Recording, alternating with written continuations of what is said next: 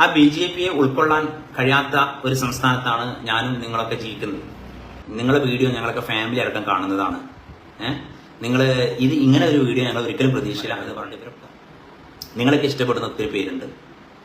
നിങ്ങൾ ഇഷ്ടപ്പെട്ടിട്ട് ഫോളോ ചെയ്യുന്നവരുണ്ട്. എന്താണ് നിങ്ങളെന്ന് അറിയാൻ വേണ്ടി ഫോളോ ചെയ്തവരുണ്ട്. ജസ്റ്റ് ഒന്ന് ഫോളോ ചെയ്യാം, വേണ്ടെങ്കിൽ പിന്നെ അൺഫോളോ ചെയ്യാം എന്ന് കരുതുന്നവരുണ്ട് ചാനലിൽ. അപ്പോൾ അച്ചുവിനോടായാലും ശരി, നമ്മുടെ തൊപ്പിമാമിയോടായാലും ശരി, ലസിത പാലക്കലിനോടായാലും ശരി, നിങ്ങളോട് 3 പേരോട് എനിക്ക് പറയാനുള്ളത്, കുറച്ച് മാന്യത കൺട്രോൾ ചെയ്യുക. നിങ്ങൾക്കെല്ലാം കുടുംബമുണ്ട്, കുട്ടികളുണ്ട്, എല്ലാം ഉണ്ട്. ഈ കുട്ടികൾ മൊബൈലിക്ക് ഒരുപക്ഷെ കുട്ടികൾക്ക് മൊബൈൽ ഉണ്ടായിക്കൊള്ളണം എന്നില്ല. പക്ഷെ കുട്ടികൾ ഈ സമൂഹ ജീവിയാണ്. കുട്ടികൾക്ക് അവരുടെ സുഹൃത്തുക്കളോ അല്ലെങ്കിൽ മറ്റാരെങ്കിലും ആ വീഡിയോ എടുത്ത് കാണിച്ചു കൊടുക്കും. ഇതാണ് നിന്റെ അമ്മ, നിന്റെ അമ്മയുടെ സംസ്കാരം കണ്ടോ എന്ന് പറഞ്ഞ് നിങ്ങളെ കുട്ടികളെ മുന്നിലേക്ക് നിങ്ങൾ പറയുന്ന ഈ പുലമ്പിക്കൊണ്ടിരിക്കുന്ന അസഭ്യങ്ങൾ നാളെ ആ കുട്ടികളെ മുന്നിലേക്ക് ആരെങ്കിലും കാണിച്ചു കൊടുത്തു കഴിഞ്ഞാൽ അതുവരെ അമ്മയോടുണ്ടായിരുന്ന സ്നേഹവും ബഹുമാനവും താനമില്ലാതെയാവും. നമ്മൾ ആർക്ക് വേണ്ടി ജീവിക്കുന്നത്? നിങ്ങൾ പറ, ആർക്ക് വേണ്ടി ഈ ഭൂമിയിൽ ജീവിക്കുന്നത്? മക്കൾക്ക് വേണ്ടിയും മാതാപിതാക്കൾക്ക് വേണ്ടിയും അല്ലേ? നമുക്ക് ജന്മം നൽകിയ മാതാപിതാക്കൾക്ക് വേണ്ടിയും നമ്മൾ ജന്മം നൽകിയ നമ്മുടെ മക്കൾക്ക് വേണ്ടിയും. ഒരു സംശയമില്ല കാര്യത്തിൽ. ഈ 2 വിഭാഗം നമ്മളോട് വെറുത്താൽ എന്തായിരിക്കും നമ്മുടെ അവസ്ഥ? നാട്ടുകാർ ഓൾറെഡി നമ്മൾ വെറുത്തു കഴിഞ്ഞു. നാട്ടുകാരെ ആദ്യമേ നമ്മൾ വെറുത്തു കഴിഞ്ഞു. അതിനുശേഷം നമ്മൾ പറഞ്ഞുകൊണ്ടിരിക്കുന്ന അസഭ്യങ്ങൾ. ഇപ്പൊ കുറച്ച് ദിവസമായിട്ട് ദയാ അച്ചുവിന്റെ ചാനലിലും നമ്മുടെ തൊപ്പിക്കാരി മാമിയുടെ ചാനലിലോ ഒക്കെ വരുന്ന ഓരോ വീഡിയോസുകൾ കണ്ടു കഴിഞ്ഞാൽ വെറുത്ത് പോകും. ഇവരോട് അറപ്പ് തോന്നും. ഒരു ഫാമിലിയുടെ മുന്നിൽ അല്ലെങ്കിൽ ഒരു പബ്ലിക്കായിട്ട് നമ്മളൊരു വീഡിയോ കാണുകയാണെങ്കിൽ നമുക്കത് കാണാനേ സാധിക്കില്ല. നമ്മൾ ചിലപ്പം എൻ്റെ ഒരു ക്യാരക്ടർ എന്ന് പറഞ്ഞാൽ നമ്മൾ വീഡിയോ കാണുന്നത് കൂടുതലും യാത്ര ചെയ്യുന്ന സമയങ്ങളിലൊക്കെ ആയിരിക്കും. അപ്പം വാഹനത്തിൽ ഒത്തിരി പേരുണ്ടാവും. അപ്പോഴായിരിക്കും ഞാൻ ഇത് ലൗഡ് സ്പീക്കറൊക്കെ ഇട്ട് കേൾക്കുന്നത്. അപ്പോഴായിരിക്കും ഇവർ ഈ അസഭ്യങ്ങൾ പറയുന്നത്. എന്തൊക്കെയാണ് ഈ പെണ്ണുങ്ങൾ പറയുന്നത്? സോഷ്യൽ മീഡിയയിൽ 2-3 പെണ്ണുങ്ങൾ അഴിഞ്ഞാടിക്കൊണ്ടിരിക്കുകയാണ്. ഞാൻ ഇവരുടെ ആരുടെ ഭാഗം കൂടുന്നില്ല. കാരണം ഒന്നിനൊന്ന് മെച്ചാണ് എല്ലാവരും.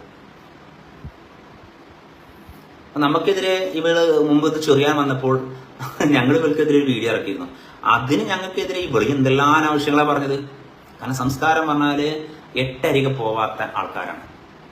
ഇവരെ സംബന്ധിച്ചിടത്തോളം വീഡിയോ റീച്ച് അടിക്കുക എന്നുള്ളതാണ് കണ്ടീഷൻസ്.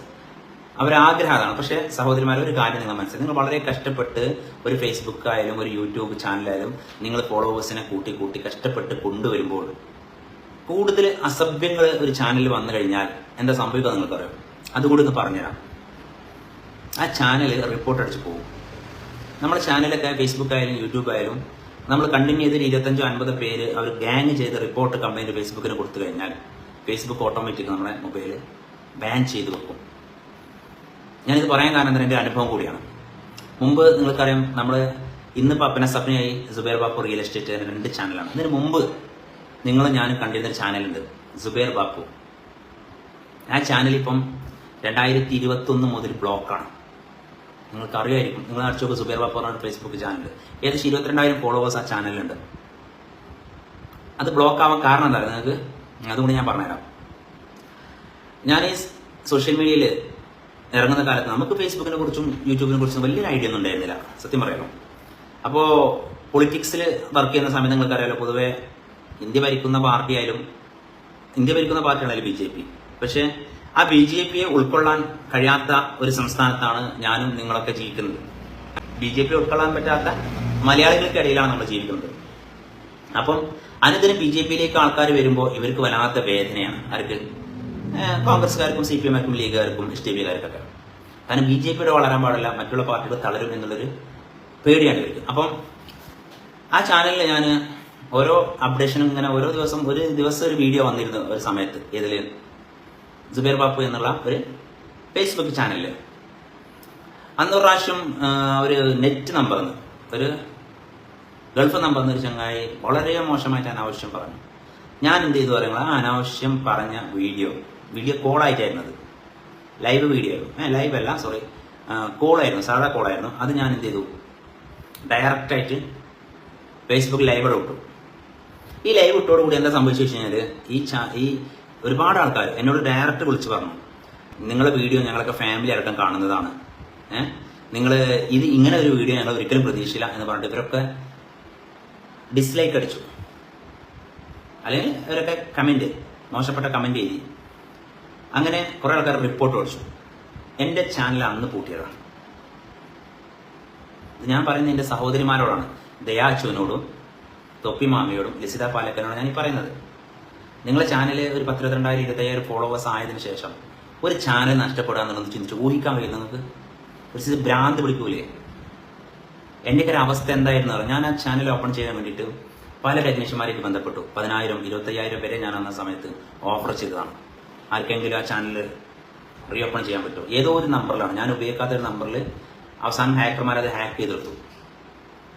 അതാണ് സാഹചര്യം. ഇതൊരു റിപ്പോർട്ട് അടിക്കും, പിന്നെ അത് ഹാക്ക് ചെയ്തെടുക്കും. അപ്പോൾ ദയാച്ചുവിനൊക്കെ ഏകദേശം 1.5-2 ലക്ഷത്തിൻ്റെ അടുത്ത് ഫോളോവേഴ്സ് ഉണ്ട്.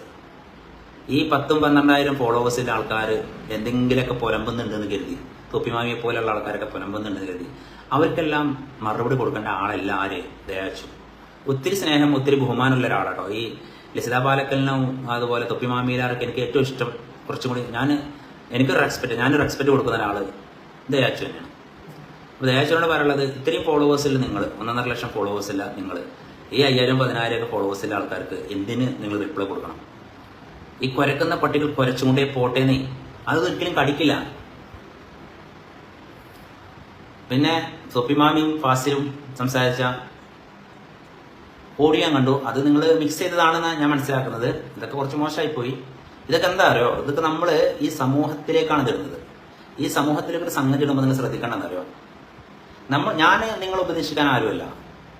പക്ഷെ ഒരു കാര്യം നിങ്ങൾ മനസ്സിലാക്കാം, ഒരു ഉപദേശിന്റെ അടുത്ത് 2 സഹോദരിമാർ വന്നിട്ട് പറഞ്ഞു,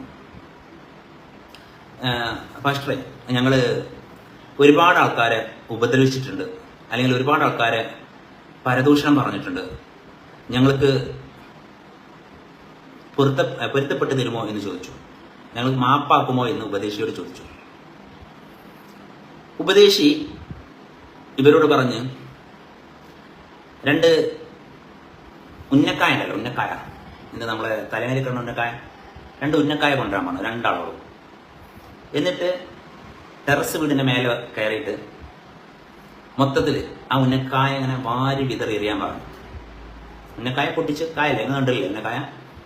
ഉന്നം തന്നെയല്ലേ പറയാം, നമ്മളെ ബെഡിലൊക്കെ ഉള്ളിലുള്ള ഒറിജിനൽ ഉന്നം തന്നെയാണ് പറയാം അല്ലേ? ആ ഉന്നക്കായയിലെ കായ ഇങ്ങനെ പിളർത്തിയിട്ട് ഇതിൽ നിന്ന് ഉന്നുണ്ടാവും, ഈ ഉന്നം വാരി വിതറാൻ പറഞ്ഞു. വാരി വിതറിയിട്ട് ഇവരോട് പോവാൻ പറഞ്ഞു. വേറെ ഒന്നും പറഞ്ഞില്ല. അങ്ങനെ അവർ പോയി. പിന്നീട് വന്നു 2 ദിവസം കഴിഞ്ഞിട്ട് വീണ്ടും ഈ 2 സഹോദരിമാര് ഈ ഉപദേശിയെ വീണ്ടും കാണാൻ വന്നു. ഉപദേശിയെ കാണാൻ വന്നപ്പോൾ വീണ്ടും ചോദിച്ചു, അങ്ങനെ ഞങ്ങളുടെ പാപം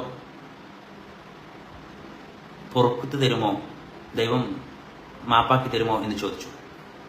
അപ്പം ഉപദേശി ഇവരോട് പറഞ്ഞെന്താ അറിയോ, അന്ന് നിങ്ങളെ വാരി എറിഞ്ഞ ഉന്നം അത് തിരികെ കൊണ്ടുവരാൻ പറഞ്ഞവരോട്.